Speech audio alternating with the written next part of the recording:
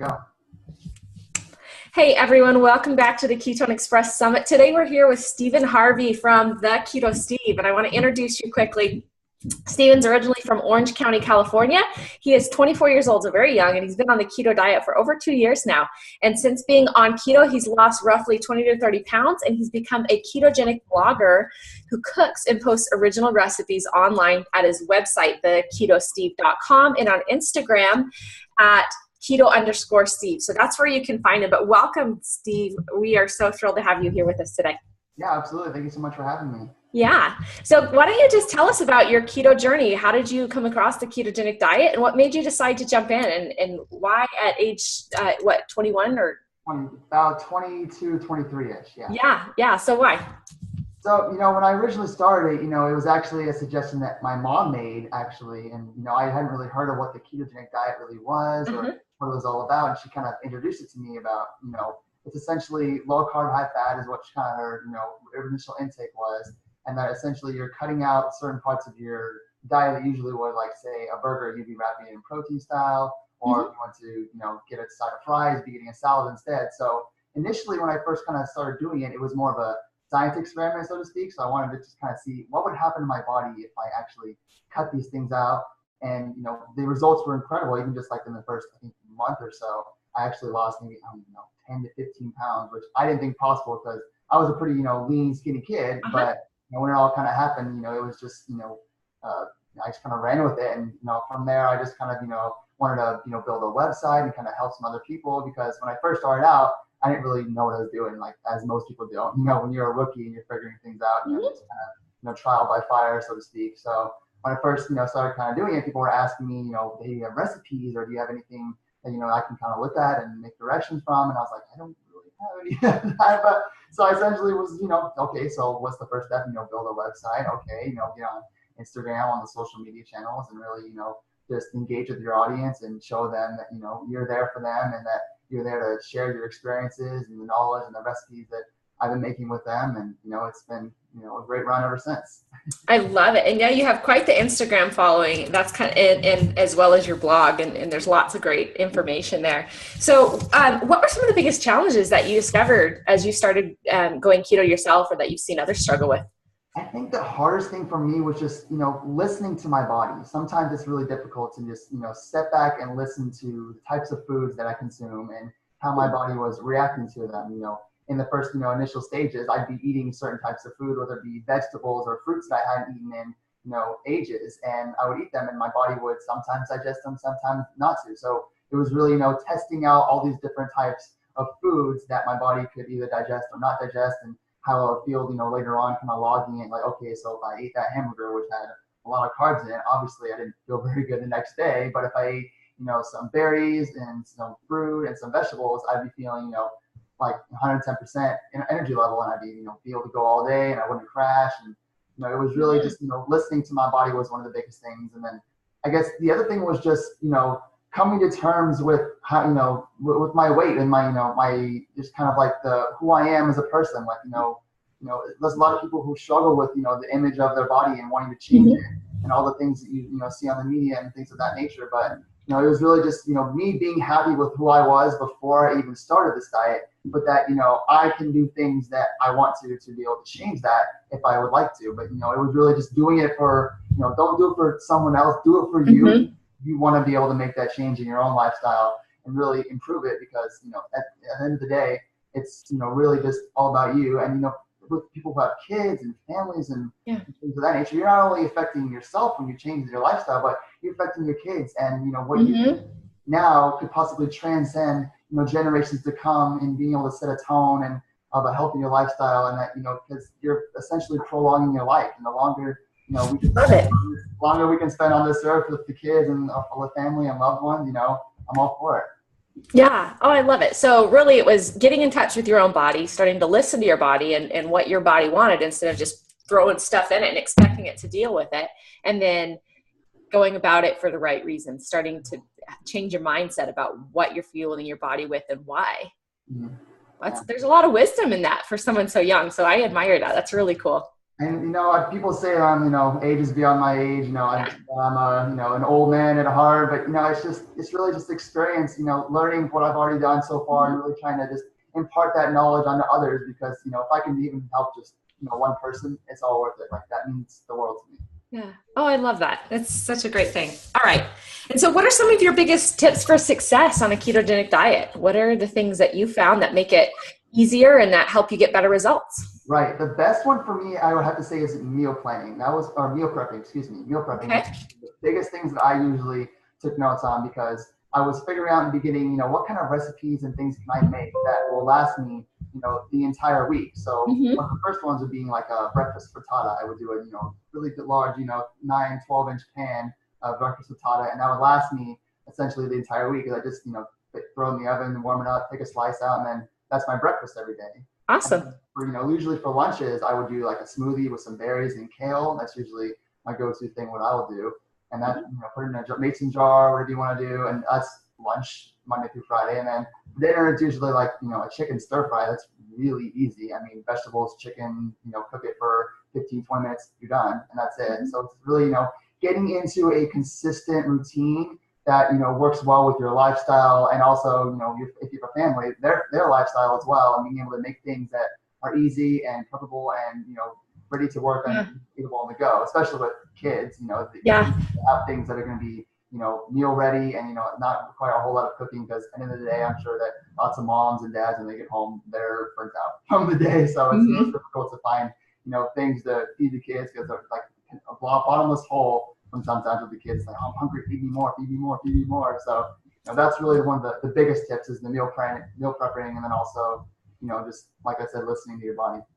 Cool. Very cool. And then, well, so as you're doing that meal prep, you're looking at the macros before you decide. And so then that's already taken care of. It's not like on a moment to moment basis, you're trying to figure out what you should fuel your body with. So that's good. Mm-hmm. Yeah. And you probably really get to a point where you understand what different ingredients that you can use and different recipes, and just know when you do your shopping, those are the things you need to have on hand, huh? Yeah, definitely. For me, it's all about, I usually don't buy a whole lot of processed foods. I get, the bare basic stuff. And, when I'm in the vegetable and the fruits aisle, it's, I know exactly what my body needs because I've been listening to it for so long. So it's like, if it needs, it needs onions, it needs garlic, it needs celery, it needs spinach, it needs kale, it needs all these different ingredients. And, it's really up to my creative mind or whatever you want to do with it. Throw it in the pan, saute it, put it in a crock pot, set and forget, whatever you want to do with all those ingredients, and really just, using your imagination for creating with whatever you want to do with what you want to do with it. Awesome. So what are some of your favorite healthy fats? What's your favorite way to get more of those healthy fats in your diet? I'm a huge avocado fan. I love eating some avocados. I'm all about that and the guac. And another one would just be cheese. I really like cheese a lot. I make, omelets, or I'll do, bacon cheese crisp are usually what I like to do as well. So it's really just mixing all these different, foods and fats into the diet is really exciting, and it's fun because, at the beginning I was like, okay, do I have to cut this out or that out? And then over time, just kind of educating myself, asking questions, and learning from others. And listening to my body as well. I was able to determine, the types of fats that I need, sometimes I don't need. And it's difficult because, there's that whole debate of the good fats and the bad fats. And, it's really just, understanding and educating yourself on what are the good fats, because there are a lot of them out there, but there are also the bad fats. So it's being able to, play on both teams, but also be careful of which team you play for more than the other, so to speak. Yeah. Okay. Good advice. Love it. Do you track your macros, or is it just something that you just kind of know anymore? I just kind of know. I know when I first started out, it was something that I thought about doing, but I really wanted to be able to just hold myself accountable, and I knew that I would, because it was really to each his own. With if you'd like to count your macros, by all means go for it. But for me specifically, for my lifestyle, I didn't really find much of a need or a necessity to do it, because I was just more focused on listening to my body and kind of taking a mental mental note, so to speak, of okay, this is what I ate today, this is what I need to eat today. And then there were times where I introduced the intermittent fasting, so I would sometimes fast for a day or two or less, and really that was just it kind of just happened naturally. Like I would find days where I wasn't really hungry, so I was thinking, okay, well, if I don't need to eat, maybe I just don't need to eat, and then when I'm hungry again, I'll eat. So it's really just like I said, listening to your body and understanding what it needs, and really feeding it the nourishment that it requires. Okay, awesome. Great, great. So, and if someone were to be more concerned with maybe weight loss or dealing with a specific health challenge, then maybe there's more of a reason to track the macros, but you just do it by what feels best for your body. Cool. What about when you create your recipes? Do you kind of go into that recipe thinking, okay, these are the macros that I need to include into that, and then you create it, or is it more like you create it and then adjust it? How do you do that? That's a great question. When I first started out, it was really, taking note of the certain ingredients I was using and, kind of doing a, mental note or, digging a little bit on the internet of, okay, what are kind of the breakdowns of the macros or the calories in this? And, sometimes there are some recipes on my site that actually include, kind of a nutritional facts section and some that don't, because, it can be difficult sometimes to keep track of every single, some ingredients don't have it, some things don't have nutritional facts for it. So it's really, kind of, not necessarily ballparking it, but, just kind of, doing the research on my own and kind of understanding, what macros and what kind of things I need to it. Because it was essentially just, I understand what the recipe needs to have. And, if I have an idea for it, it's like, okay, this is going to be, I don't even know, like a chocolate banana smoothie or something. Like that would be more so a treat for someone, not necessarily something that I would suggest to eat every day. Yeah. Maybe for like, a blueberry fat bombs is what they're called. Fat bombs are, basically cream cheese little bites. I crush some almonds and walnuts, throw it together, and then perfect, we're done. That's a snack, and you can just Sounds eat really good. those whenever you like. And it's really just creating the recipes myself, and then being able to just throw it all together when I'm all done, and then showing the world, and then they were like, oh, give me. Yeah, awesome. Well, we appreciate that you do that because that's a little bit of a challenging thing. It takes a lot of time for someone who's trying to adopt a ketogenic diet or ketogenic lifestyle to sit down and create their own recipes and be like, okay, wait, it's supposed to have this much fat, and oh wait, I got to minimize the carbs, and then I need to put some more protein. And it's great that you are able to do that, and we can benefit from that. Okay. So let's talk about this because you are awesome. I love your vision for what you want to create. You have a vision to create like a keto food network, and I think that would be so amazing. So tell us about that vision of what you want to create and why do you want to do that? Sure. So I see the things on Food Network guy, recently, and I kind of, I went on the internet a few days ago and I actually looked up, ketogenic or keto lifestyle, keto diet, and I was only, really able to find one thing on it, and I was thinking to myself, wouldn't it be a great idea to have something that's a ketogenic food network of sorts where people can, the experts and the dietitians and nutritionists and, people who are professional chefs and cooks could come onto a network and basically cook anything and everything keto and talk about anything, everything keto, whether it be, the lifestyle or the weight loss and whatever everything encompasses in terms of keto, have it all be in one central place, and then people can access it, on Snapchat, on Instagram, on Facebook, all the social media channels, and then also even on TV as well, because, I think it'd just be really cool to spread awareness because, it's a lot bigger than just you and I. It's a lot bigger than everybody else is talking about.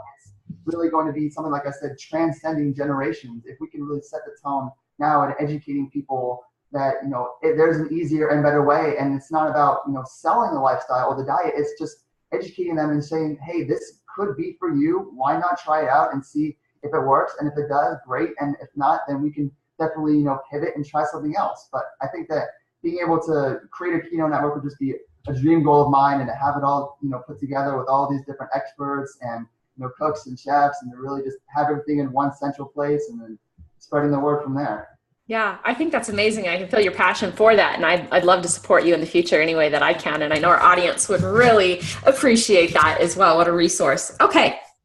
So to wrap it up, we're short and sweet here today, but what's the advice that you'd like to leave our audience with? Someone who's just getting started on a ketogenic diet or looking for the inspiration, motivation to keep going. What advice would you give them about living a ketogenic lifestyle? I would say whatever you put into it is what you're going to get out. If you put in 110% of your effort, if you go all in, chips on the table, 9 times out of 10, you're going to get those results back.